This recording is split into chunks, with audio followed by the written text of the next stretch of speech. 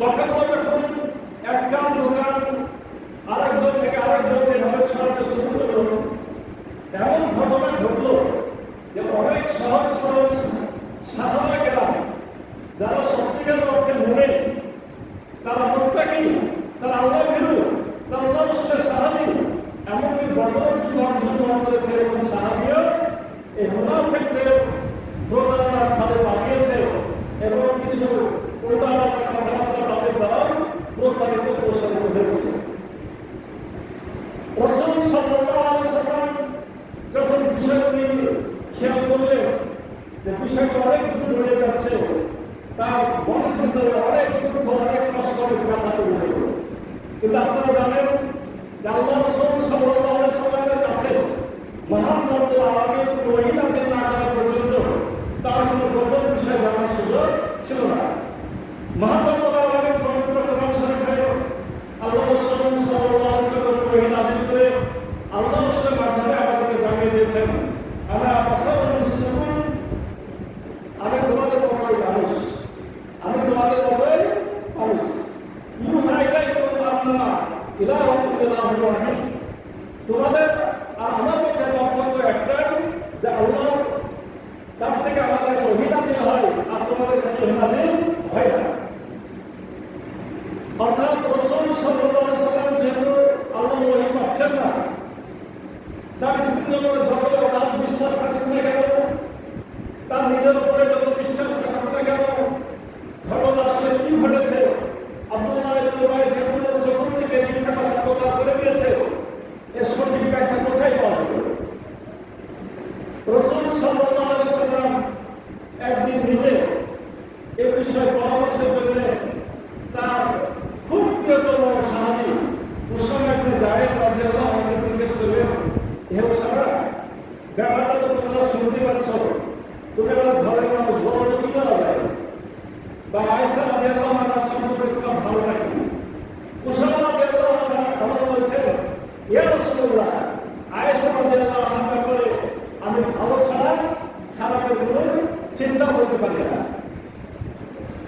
আল্লাহ রাসূল সাল্লাল্লাহু আলাইহি ওয়াসাল্লাম তার ঘরে আরো একজন ঘনিষ্ঠ মানুষ, তার নিজের চাচাতো ভাই এবং জামাই হযরত আলী রাদিয়াল্লাহু আনহুকে জিজ্ঞাসা করছেন, হে হযরত আলী, তুমি বলো তো কি করা যায়? তখন হযরত আলী রাদিয়াল্লাহু আনহু এই কথাটা বললেন, ইয়া রাসূলুল্লাহ, আপনার যদি কোনো সমস্যা মনেই হয় এবং মুসলমানদের সমাজ রক্ষার জন্য প্রয়োজনীয় হয়, তা আপনি প্রয়োজনে আয়েশা রাদিয়াল্লাহু আনহাকে তালাক দেন, দিয়ে একজন নতুন স্ত্রী গ্রহণ করেন, কোনো তো সমস্যা নেই।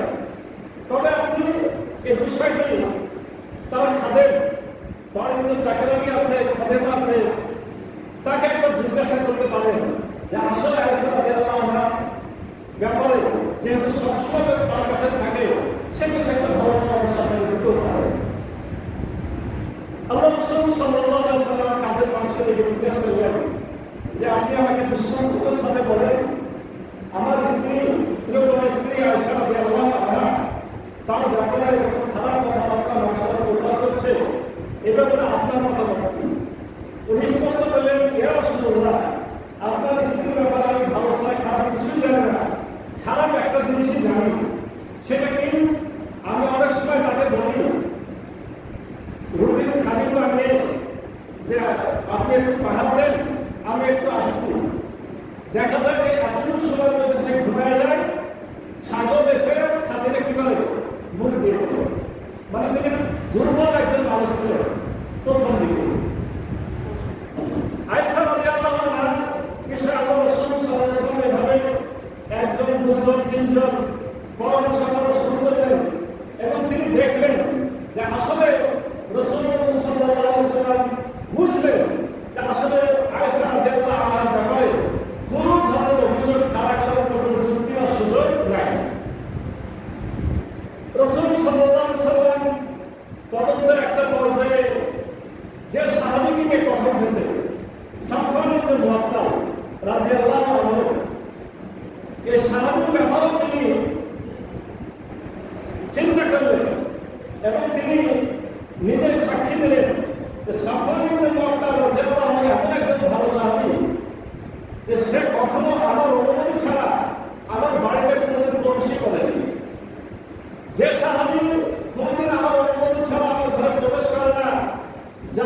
আমার দিকে সোজা হয়ে দেখে না, মাথা নিচু করে থাকে, সে সাহাবীকে বা আমি কিভাবে খারাপ বলতে পারি? আয়েশা রাদিয়াল্লাহু আনহাকে খারাপ বললে সে সাহাবীকে তো খারাপ বলতে হয়। রাসূল সাল্লাল্লাহু আলাইহি ওয়াসাল্লাম একদিন খুবই মনস্তাপের সাথে মসজিদের মেম্বারে দাঁড়িয়ে গেলেন। মসজিদের মেম্বারে দাঁড়িয়ে তিনি বললেন যে দেখো, আমি আমার স্ত্রীর ব্যাপারে ভালো ছাড়া আমি খারাপের কোনো বিষয় দেখতে পাচ্ছি না। এই বিষয়ে তোমরা আমাকে একটু সাহায্য করো। রাসূল এখন আবেগের সাথে বলছে যে আপনারা একটু আমাকে সাহায্য করেন। আমার স্ত্রীর ব্যাপারে মানুষেরা খারাপ কথা বলছে, অথচ আমি এতটুকু সন্দেহ ব্যাপারে করতে পারছি না, আমার কাছে ওইও নাজিল হয় নাই। এই বিষয়টা আমি কি করতে পারি? আপনারা আমাকে সাহায্য করেন। রাসূল সাল্লাল্লাহু আলাইহি ওয়াসাল্লামের এই আবেগঘন কথার প্রেক্ষিতে আপনার আওস গোত্রের সন্তান, ওখানে দুটা গোত্র ছিল, আওস আর খাজরাজ। আওস গোত্রের সন্তান উসাইদ বিন হুযাইর রাদিয়াল্লাহু আনহু দাঁড়িয়ে গেলেন, ইয়া রাসূলুল্লাহ, আপনাকে যিনি কষ্ট দিচ্ছেন তার ব্যাপারে আপনি আমাদের বলেন।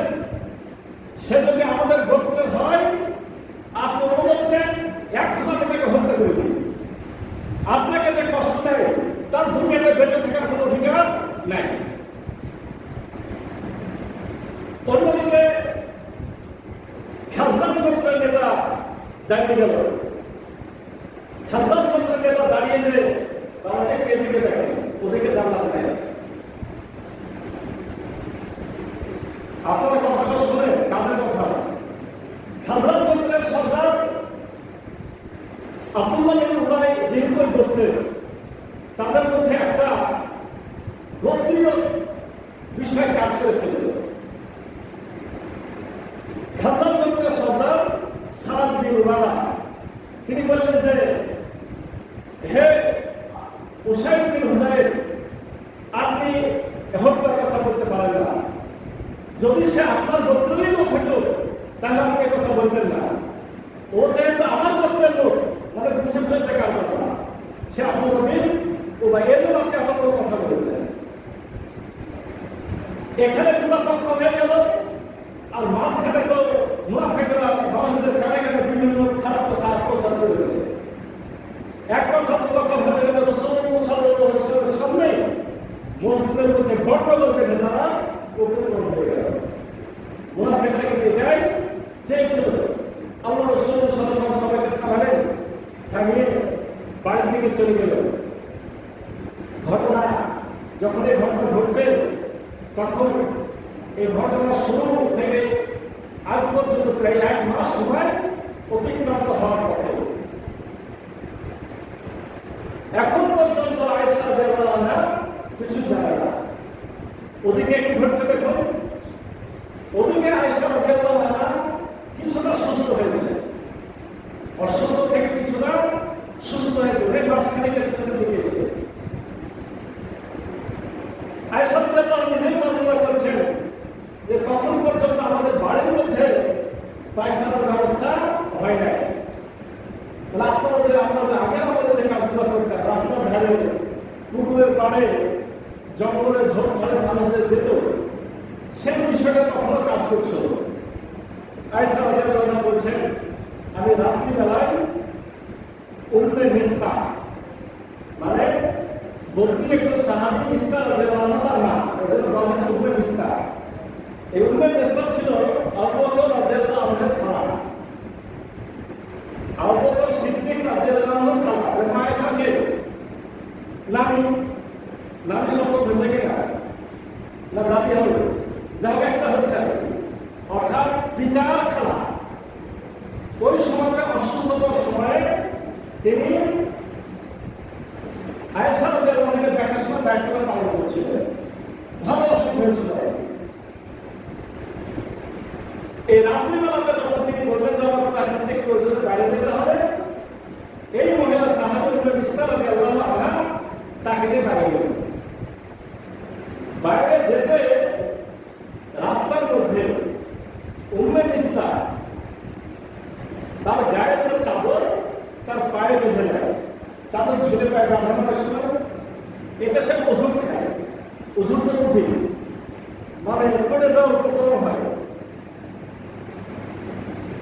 এমন অবস্থাতে মিস্তা বলছে মুখ দিয়ে কিছু একটা কথা বের হয়, আমি নিয়মা করা, সে বলে গেছে উজুম খান করে করে যে মিস্তার ধ্বংস হল, মিস্তার ধ্বংস হল। আয়েশা রাদিয়াল্লাহু আনহা ইমানের ব্যাপারে, ইসলামের ব্যাপারে, কোরআনের ব্যাপারে, দ্বীনের ব্যাপারে খুবই তীক্ষ্ণ বুদ্ধি এবং ভালোবাসার একজন মানুষ ছিলেন। মিস্তার ধ্বংস এই কথা তিনি খেপে গেছেন যে আপনি এভাবে একজন সাহাবী, বদরি সাহাবী, তাকে আপনি গালি দিচ্ছেন, নিজের মায়ে গালি দিচ্ছেন ছেলেকে, তাও আয়েশা রাদিয়াল্লাহু আনহা তাকে কি করেছেন, ধরে ফেলেছেন। তখন মিস্তা বলছেন যে বাবা তুমি যা জানো না তা আমাকে বলতে দিও না, কি ঘটেছে তুমি জানো, তুমি তো কিছুই জানো না। মানে সেও আয়েশা রাদিয়াল্লাহু খুব ভালোবাসে, বাইরে যে এতগুলো ঘটনা এক মাস ধরে ঘটছে আয়েশা রাদিয়াল্লাহু আসলেই জানে না, কিন্তু এই মহিলা সাহাবী সেও ঘটনাটা জানে। কার কাছ থেকে জানেন? নিজের ছেলের কাছ থেকে জানেন। মানে মিস্তা রাদিয়াল্লাহু আনহু একজন বদরি সাহাবী, অথচ সেও আব্দুল্লাহ বিন উবাইয়ের কথা ফাঁদে পড়েছিল। 2-3 জনের নাম জানা যায়, তার মধ্যে হাসনান বিন সাবিত, আপনার মিস্তা রাদিয়াল্লাহু আনহু, আর আল্লাহ রাসূলের এক স্ত্রী জায়নাব রাদিয়াল্লাহু আনহার বোন হামনা বিনতে জাহাশ।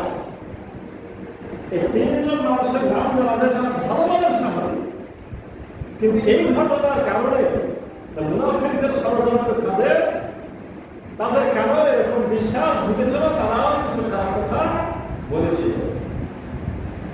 এই বিষয়টি নিজের মা হয়ে সহ্য হয়নি যে আয়েশা রাদিয়াল্লাহু আনহার বিপক্ষে আমার ছেলে কথা বলবে। সে এই অবস্থা যখন ওষুধ খেয়েছে, তার মুখ দিয়ে বের হয়ে গেছে যে মিস্তা ধ্বংস হবে। আয়েশা রাদিয়াল্লাহু আনহা যেমন ধরে ফেলেছেন, কেন আপনি কথা বললেন, তখন মিস্তা সব ঘটনা গড়বড় করে 1 মাস ধরে যা ঘটছে মদিনাতে সব কথা বলে ফেলেছে। আয়েশা রাদিয়াল্লাহু আনহা বলছেন এই ঘটনা শোনার পরে আমি যে কাজের জন্য বের হয়েছিলাম সে কাজ করার কথা পর্যন্ত আমার কষ্ট করে ভুলে গেছি। আপনারা খেয়াল করবেন যে আপনার পেশাব পায়খানা যতই চাপা, যদি মনে করেন সামনে একটা বড় সাপ এসে পড়ে, আপনি কিন্তু ভুলেই যান। অনেক পরে যখন মাথা ঠান্ডা করে আমার তাই কান্না লাগে, অথবা সেটা তখন বেগটা আসে। এই ঘটনা আয়েশা রাদিয়াল্লাহু আনহার ভিতরে এমন আঘাত দিয়েছে, তিনি বলছেন আল্লাহর কসম, আমি যে কাজের জন্য বের হয়েছিলাম সেই কথাটা আমি ভুলেই গেলাম। আমি ঘরে চলে আসলাম, এসে আমার মধ্যে এমন কান্না বেগ পেল যে আমি সারা রাত অযোধ্যায় কান্না করলাম। এবং তখন আমি উপলব্ধি করলাম যে আচ্ছা, এই একটা মাস আমি অসুস্থ, অন্য সময় তো আমি অসুস্থ হই, তার মাথায় একটা কথা খেয়ে আমি অন্য সময় তো অসুস্থ হই, রসুল আমার কত আদর করেন, যত্ন করেন, সেবা করেন, কিন্তু আসলে ব্যাপারটা একটা আলাদা। তিনি তো আমার দিকে একটু মনোযোগ কম, বাইরে ঘটনাগুলো ঘটার কারণে রসুল সাল্লাল্লাহু আলাইহি ওয়াসাল্লাম তার পাশে ভালো করে বসে নাই পর্যন্ত। রসুল আমার কেমন সতর্ক দেখেন, এই বিষয়টা আমি না জানা পর্যন্ত, আর আমি জানবো কিভাবে, আমার আল্লাহ জানাবেন অথবা জানার একটা ব্যবস্থা করে দিবেন। যেহেতু তিনি কিছুই জানেন না, আবার সিদ্ধান্ত নিতে পারেন না, আল্লাহ রসুল নিজে আয়েশা রাদিয়াল্লাহু আনহার কাছে আসতে, আয়েশা কেমন আছো এতক্ষণ বলতেন বলে চলে যেতেন। এই কঠিন অসুখের সময়ে আল্লাহ এই আচরণটা করেছেন। আয়েশা রাদিয়াল্লাহু আনহা সেটা ভাবেন না, ভেবেছেন হয়তো তিনি ব্যস্ত। আজকে যখন উম্মে মিস্তার কাছে সকল ঘটনা শুনলেন, তখন তিনি বুঝলেন তার মানে আল্লাহ রাসূল সাল্লাল্লাহু আলাইহি ওয়াসাল্লাম পর্যন্ত আমার ব্যাপারে 100% ইতমিনান না যে এই বিষয়টা কি। তার তখন কান্নার আওয়াজ আরো বেড়ে গেল। আল্লাহ রাসূল সাল্লাল্লাহু আলাইহি ওয়াসাল্লাম যখন দিনের বেলাতে তার কাছে আসলেন, সাথে সাথে তিনি বললেন, ইয়া রাসূলুল্লাহ, আমি একটা আব্বার কাছে যেতে চাই, আমি আব্বা আম্মার কাছে যেতে চায়। কেন যেতে চায় বুঝতে পেরেছেন তো? সর্বশেষ অবস্থা যখন জামাইয়ের সাথে আর কোনো বিষয় করা যাবে না, তখন মেয়েরা একটু যেতেই চায়। আর তিনি আপনার সঙ্গে কি বুঝাবেন? তার মতো জ্ঞানী মানুষকে বোঝানোর ক্ষমতা তো তার নয়। আর বুঝিয়ে বা হবে কি? সকল মানুষ এমনিভাবে মদিনাতে খারাপ কথা প্রচার করেছে যে এর কোনো শেষ সীমানা নাই। আল্লাহ সাথে সাথে আয়েশা রাদিয়াল্লাহু আনহা ওই উম্মে মিসতাকে সাথে নিয়ে কোথায় গেলেন? তার পিতার কাছে, অর্থাৎ বাপের বাড়ি চলে গেলেন। ওখানে যাওয়ার পর তিনি বলছেন যে 2 রাত 1 দিন, 2 রাত 1 দিন আমার কোনো ঘুম আসে না, আমি শুধু কেঁদেছি। এই কান্না কোথায় কেটেছে বলেন তো? তিনি নিজে এখন তার পিঠটা একেবারে দেওয়ালে ঠেকে গেছে। মানে পিতা মাতাকে কি বুঝাবেন? যিনি দুনিয়ার শ্রেষ্ঠ মানুষ, তিনি বিষয়টা পরিষ্কার নয়, তাহলে এখন তার কান্না কোথায়? আল্লাহ রাব্বুল আলামিনের দরবারে। হে রাব্বুল আলামিন, তুমি একটা বিহিত করে দাও, তুমি এর একটা কি করো? বিহিত করে দাও, বিষয়টা তুমি পরিষ্কার করে দাও। আমার বিপক্ষে যে দুর্নাম ছড়ানো হয়েছে, আমার রসুলকে সেটা জানাই দাও। আল্লাহ রাসূল সাল্লাল্লাহু আলাইহি ওয়াসাল্লাম এমন একটা পর্যায়ে বাড়িতে চলে আসলেন, কুরবানিতে আবু বকর সিদ্দিক রাদিয়াল্লাহু আনহু বাড়িতে আসলেন। এসে মা আয়েশা রাদিয়াল্লাহু আনহার পাশে বসলেন। বসে বলছেন, আয়েশা, মানুষ ভুল করতেই পারে, তুমি যদি ভুল করেই থাকো, কোনো সমস্যা থেকেই থাকো, তুমি আল্লাহর কাছে তো বলো কি আয়েশা রাদিয়াল্লাহু আনহা কি ব্যথা পারবে না? করবে যদি আপনার মহানদের শুনে থাকেন, ব্যথা আরো বেড়ে যাবে। রাসূলুল্লাহ বলে কি আমাকে তওবা করতে বলে, তার মানে আমি দোষী। বুঝতে পারেন না? এমন একটা অবস্থা হলে তিনি রাসূলুল্লাহর সাথে কথা বলতে রাজি না। আয়েশা রাদিয়াল্লাহু আনহা তার পিতামাতাকে বলছেন যে মা, তুমি মুহাম্মদ সাল্লাল্লাহু আলাইহি ওয়াসাল্লামের কথার জবাব দাও, মানে আমি কোনো জবাব দিতে পারবো না। আচ্ছা, রাসূলুল্লাহর সামনে কথা বলার, মানে কোনো বিষয়ে সিদ্ধান্ত দেওয়া বা বড় কথা বলার সাহস কি আবু বকর রাদিয়াল্লাহু আনহু আছেন? না, আবু বকর রাদিয়াল্লাহু আনহু স্ত্রী আছে, কাজে আছে নাকি? তারা কোনো জবাব দেয়নি। আয়েশা রাদিয়াল্লাহু আনহা বলছেন যে তখন আমার চোখের পানি শুকায় গেল, আমার চোখের পানি শুকায় গেল। আমি বললাম, আমি কোনো কথা বলবো না আপনাদের সামনে, শুধু আমি এতটুকু কথাই বলবো, ইয়াকুব আলাইহিস সালাম যে কথা তার সন্তানদের ব্যাপারে বলেছিলেন। তিনি কোরআনের কি জ্ঞানী মানুষ বুঝতে পেরেছেন, বয়স্ক হয়তো পেয়েছে। কোরআনের এ পর্যন্ত যা নাজিল হয়েছে সব তার জানা আছে। ওই সময় নাজিল হয়েছিল কোন ঘটনা? ইয়াকুব আলাইহিস সালামের ছেলেরা নাকি ওই যে ইউসুফ আলাইহিস সালামকে ধরে নিয়ে গেছিল, যে কুয়ার মধ্যে ফেলেছিল, ফেলে জামাটাকে আবার কিছু একটা জমাই করে তার রক্ত মাখাইছিল। মাখে বাপকে এসে বলছে যে আব্বা, আর কাঁদছে, বাহানা করে কাঁদছে, আর বলছে আব্বা বাঘে খেয়ে ফেলেছে। তখন ইয়াকুব আলাইহিস সালাম বলেছিলেন যে এটা আমি বিশ্বাস করি না বাবা, তবে আমার কাছে যেহেতু কোনো প্রমাণও নাই, কিছু বলারও নাই, আমি সেটাই করতে পারি, সাবরুল জামিল, উত্তম ধৈর্য ধারণ ছাড়া আমার কিছু করার নাই। আয়েশা রাদিয়াল্লাহু আনহা বলছেন, রাসূলকে তার পিতার মতো বিখ্যাত সাহাবীর সামনে, তার মায়ের মতো মানুষের সামনে, যে আমি ইয়াকুব আলাইহিস সালাম যে সিদ্ধান্ত নিয়েছিল, আমি সেই সিদ্ধান্ত অটল থাকলাম।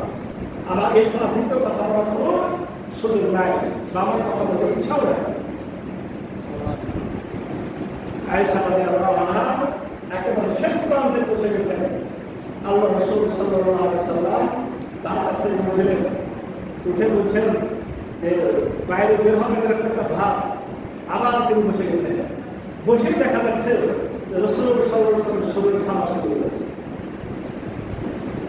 আল্লাহ ওহী যখন নাযিল হতো, আল্লাহ রাসূল সাল্লাল্লাহু আলাইহি ওয়াসাল্লাম কঠিন শীতের দিনেও তার গোটা শরীরে ঘাম পট করে চলে যেত। দেখে মনে হতো নিঃশ্বাসগুলো জোরে জোরে হতো, চেহারাটা লাল হয়ে যেত।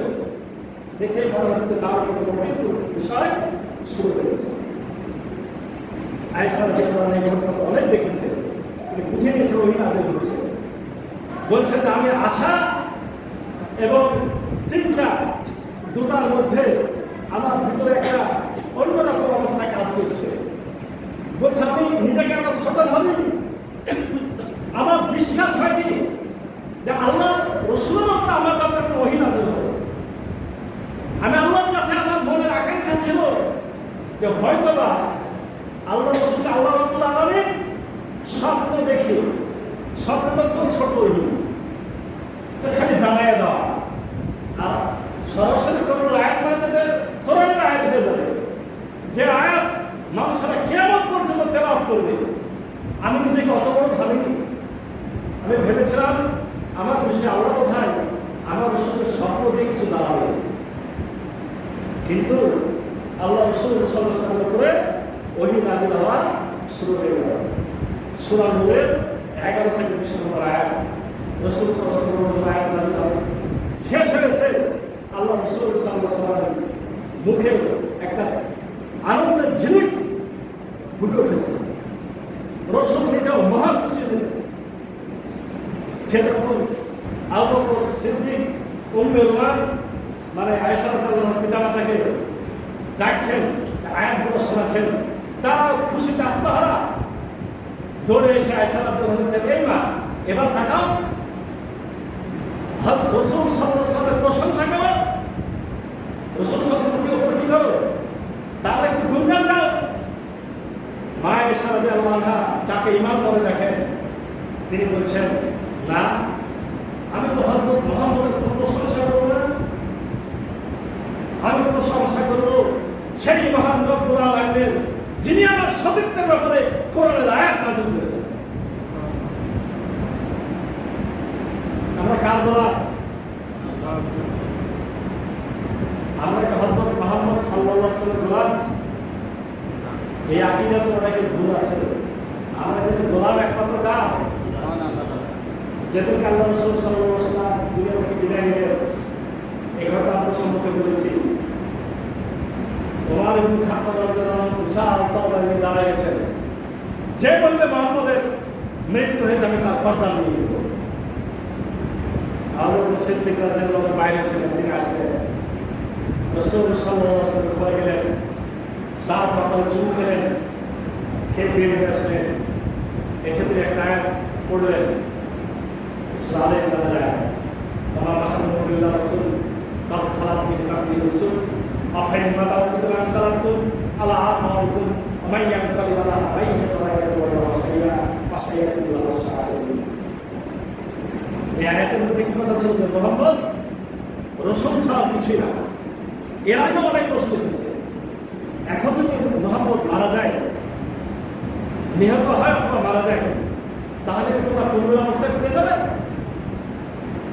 আয়াত পড়ার পরে আবু বকর সিদ্দিক রাদিয়াল্লাহু আনহু আরেকটা কথা বললেন, আয়াত পড়া অবস্থাতে মারা যায়, কিন্তু হাতে কম্পন শুরু হয়ে গেছে, তরবারি কিন্তু নিচে পড়ে গেছে। এটা মনে হয় সাহাবা কথা ভুল করতে গেলে সাথে সাথে তাদের কাছে যদি কোরআন বা হাদিস জানিয়ে দেওয়া হতো, তারা সাথে সাথে আবার ফিরে যেত। তরবারি পড়ে গেছে, বুঝে আমি ভুল করছি। আবু বকর সিদ্দিক রাদিয়াল্লাহু আনহু থাকবেন, আর একটা কথা বললেন, কেউ যদি মুহাম্মদের দাসত্ব করে থাকো, জেনে রাখো যে মুহাম্মদের মরণ হয়েছে। আর যারা আল্লাহর দাসত্ব করো, তারা জেনে রাখো আল্লাহ চিরঞ্জীব, তার কোনো মরণ নেই। তাহলে কার দাসত্ব করার কথা? যিনি চিরঞ্জীব, তার দাসত্ব করার কথা। হযরত ইব্রাহিম আলাইহিস সালাম কি বলেছিলেন? যেটা গত হয়ে যায়, যেটা চলে যায়, আমি তার দাস না, আমি তার দাসত্ব করবো না। যিনি সকল কিছু পরিচালনা করেন, আমি তার দাসত্ব করবো। আয়েশা রাদিয়াল্লাহু আনহা যেন সেই কথা বলছেন এত বড় ঘটনার সময়ে, যা আমি প্রশংসা করবো একমাত্র মহান রব্বুল আলামিন। ঘটনা আজকের মতো মনে করো যে এখানে শেষ। সূরা নূরের বিষয় তো সমাধান হয়ে গেছে, কোন আয়াত নাযিল হলেও আর কারো কিছু বলার আছে, আর কারো কিছু বলার নাই। তবে একটা কথা, শেষ কথা না বললে না, সেটা হলো এই সূরা নূরে যারা কেউ সতী নারীর বিরুদ্ধে কথা বলে তাদের শাস্তির বিধান নাযিল হলো। তাদের কি হলো? শাস্তির বিধান নাযিল হলো। কেউ যদি কোনো মহিলার ব্যাপারে মিথ্যা কথা বলে, অপবাদ দেয়, তার কাছে কোনো সাক্ষী নাই, তাকে ৮০ দৌড়া মারতে হবে। কত দৌড়া? ৮০ চাবুক। আপনাদের দেশের যে মুরব্বীর আগে বিচার করে ওই ফাঁকিবাজি না, এতগুলো আর্থিক সেটা মারতে কিছু দেখেছে, এতগুলো টপকানি বাইরে মানুষ মনে হইতেছে এটা ইসলামের শরিয়ার শাস্তি। ৮০ চাবুক মারতে মারতে অনেক সময় মারা গেছে, এটার নাম হচ্ছে আঘাত। ৮০ দৌড়া। সাহাবায়ে কেরামের মধ্যে ৩ জনকে মারা গেছে।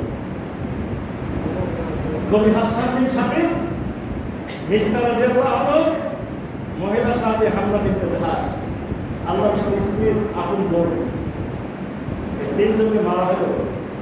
কিন্তু আব্দুল্লাহ বিন উবাই যে ঘটনা ছড়ালো তাকে কিন্তু মারা হইল না। এ ব্যাপারে তাফসীর কিতাব, সিরাতের কিতাব কেউ কোনো সঠিক সিদ্ধান্ত নিতে পারে নাই। এক একজন এক আলোচনা করেছে। ওই একটা কথা আমার খুব পছন্দ হয়েছে, সেটা হলো যে আব্দুল্লাহ বিন উবাই খালি এই কাজটা তো না, আর অনেক জঘন্য কাজ করেছে, তাকে তো হত্যা করার কথা। আল্লাহ রাসূল তার কোনো বিচার করেন নাই, মানে কি জানেন? সকল বিচার আখিরাতের আদালতের জন্য জমা করা হয়েছে। কোন মুমিন যদি তওবা করে এবং তার উপর যদি শরীয়তের আইন জারি করা হয়, হদ জারি করা হয়, তবে তার গুনাহ মাফ হয়ে যায়। মানে হামলা বিনতে জাহাশ, হাসান বিন সাবিত, মিস্তাহ রাদিয়াল্লাহু আনহু, তাদের কিছু ত্রুটি হলে তারা তো আইন নাযিল হওয়ার শাস্তি তো লোকে বেটে স্বাভাবিক, আর এর উপরে ব্যথা দুনিয়াতে পাপ মাফ, তারা জান্নাত। কিন্তু মুনাফিকের উপরে হদ জারি করে সে জান্নাতে যাবে এই সুযোগটা নাই, তাকে জমা রাখা হয়েছে। সে শুধু না, তার সাথে আরো যত মুনাফিক এগুলো করেছে কাউকে শাস্তি দেওয়া হয়, বরঞ্চ ভালো গুণাকে শাস্তি দেওয়া হয়েছে। সামনে আলোচনা আরো শুনবেন। তবুকের যুদ্ধে মুনাফিকরা এসে বলেছে, ইয়া রাসূলুল্লাহ, আমাদের সঙ্গে সেই বিপদে আপন ছিল, আচ্ছা যাও, আচ্ছা যাও, আচ্ছা যাও। মানে মিথ্যা বলেছে, ছাড়াও দিয়েছে। মিথ্যে যখন বলেছো তোমার বিচার আলাদা। আর যারা এসে বলেছে, ইয়া রাসূলুল্লাহ, আমাদের কোনো ওযুর ছিল না, শয়তান আমাদেরকে যেতে দেয়নি, তাদের উপর শাস্তি দেওয়া হয়েছে। মানে শাস্তি দিয়ে, শরীয়তের শাস্তি দিয়ে মানুষকে পরিষ্কার করা হয়, আর ওই পচালকদের উপর শাস্তি জন্য জারি করা হয়নি। তো আজকে আমরা আর সামনে না আগাই, যেহেতু সময় শেষ হয়ে গেল। আপনার ইফকের এই ঘটনা আপনাদের সম্মুখে এর আগে অনেকবার ইশারা ইঙ্গিতে বলেছিলাম, আজকে বিস্তারিত বলার সুযোগ পেলাম। আল্লাহ সুযোগ দান করলেন। এখান থেকে আমাদের শিক্ষা হল এই যে আমরা যাতে নিজেদের ঈমান মজবুত করি, যে কোনো বিষয় যদি আমার আপনার সম্মুখে আসে, এটা মানুষের কথাতে যাতে অন্যজন বলিয়া বিশ্বাস করে নিব, এরকম কাজ যাতে না করি। যে কান পাতলা সবার কথা বিশ্বাস করে সে মিথ্যাবাদী হওয়ার জন্য যথেষ্ট। এবং এ ব্যাপারে সূরা হুজরাতে একটা বিধান আল্লাহ রাব্বুল আলামিন জানিয়ে দিয়েছেন, ইয়া আইয়ুহাল্লাযীনা আমানু ইন জাআকুম ফাসিকুন বিনাবাইন ফাতাবায়্যানু আন তুসিবু কওমান বিজাহালাতিন ফাতুসবিহু আলা মা ফাআলতুম নাদিমিন।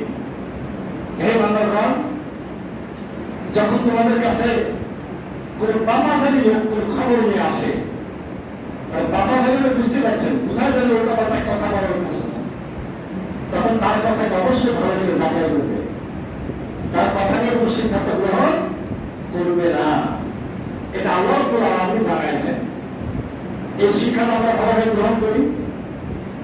সমাজের মুনাফিক সব সময় থাকবে, মুনাফিক থাকবে, মুনাফিক ভালো পোশাকে ভালো বেশে বন্ধু সেজে আপনার ক্ষতি করার চেষ্টা করবে, ইসলামের ক্ষতি করার চেষ্টা করবে। এ ব্যাপারে আমাদেরকে সবসময় সতর্ক থাকতে হবে। আর আমাদেরকে বিশেষভাবে মহিলাদের ব্যাপারে আমরা কেউ এসে বললো যে এই আকাম হয়ে গেছে আর সবাই মিলে প্রচার করলাম, এটা একটা জঘন্য